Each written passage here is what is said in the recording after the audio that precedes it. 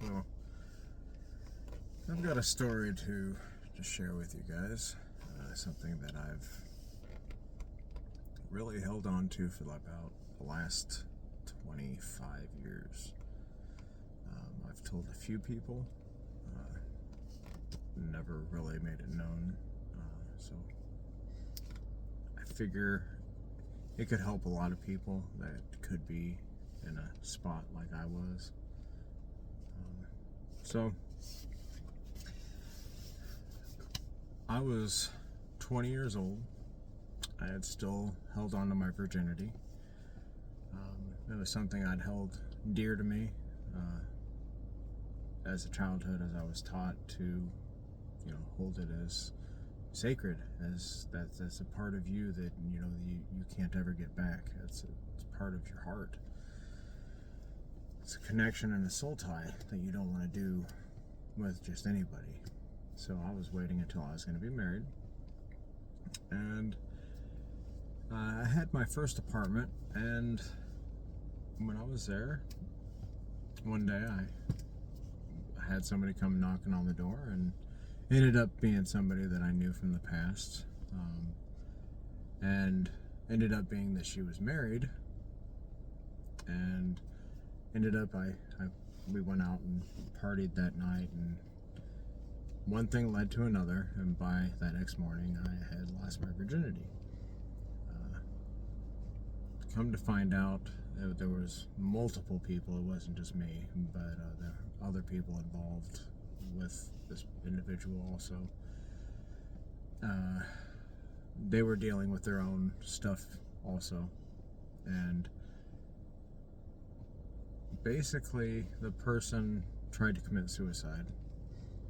I took it personally, felt as if I had done something wrong. I had done something to this person. Their husband was in the military at the time. They came home, picked her up, went back home to Germany, and so I'm left brokenhearted, rejected, feeling like I had caused such harm to somebody to try to take their own life when I had tried to show as much love as possible. So I realized I was going to end my life. I was going to be done. I didn't want to deal with the world anymore. So I hadn't shown up to work in about probably a week. Hadn't talked to anybody in about a week. Didn't have a cell phone at the time, back in the day. And so I turned on Pink Floyd The Wall, the movie, so that they would find it playing and be able to use it in my funeral.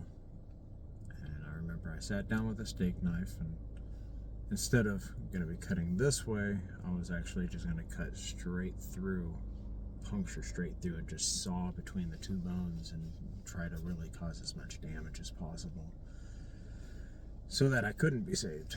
So sat down on the couch, put the knife on my wrist, started applying the pressure, and had to kind of build up the pressure, like the building myself up and telling myself it's going to be okay. Just get this over with. It's going to hurt for a second, and then it'll be done. You won't deal with people anymore. As soon as I started applying more pressure, somebody pounded on my door. It sounded like the police. It was boom, boom, boom, boom, boom, boom, boom. So immediately I'm take the steak knife, shove it down into the couch as far as I can, where it's flat, all the way at the bottom, and I go and answer the door. Well, I answer the door, and I had a friend back in the day, and he had his cousin, and I had hung out with him a couple times, and he was a really nice guy, but I hadn't seen him in about 2 years. He didn't know where I was living. And somehow he's standing at my front door. And so I'm like, yes, and he's just staring at me like very, very intense, and I'm kind of feeling a little awkward. I'm like, what's going on? And he barges in and, uses his shoulder and kind of pushes me out of the way, like he's not taking no for an answer. He's coming in. So I shut the door behind him. I'm like, what's going on? And he knows something's going on. He sits down at the couch in that spot where I was just sitting. So I came over and sat down next to him, gave a little bit of space, and he's just staring at me. And while he's staring at me, dead locked eyes, he takes his hand, puts it down into the couch, by the handle, pulls out the steak knife, and points it at me, and he says, "What is this?" Now, I've got goosebumps telling you about this. My heart stopped. I had no words to say. I said, "How did you find that?" And I will never forget his words. Never in my whole life. He said, "God told me, and I don't even believe in God."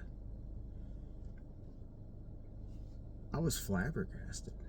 Like, the God, the creator of the universe, somehow miraculously sent you to my house, stopped me from killing myself. And not just him, but within the next 10 minutes, I had about probably 10 to 12 people in my apartment. None of them Christians. All felt the need that they were supposed to come over at that moment. And I have never tried to kill myself since then. I never will, because I know now you do not tempt God. God saved my life for a reason, and I don't know what that is yet. But if this story could help anybody to understand that God is real, He is real 100%, you can't tell me He isn't, then all this would be, even if it just reached one person, it would all be worth it. So, I love you all, and I pray this reaches the right people.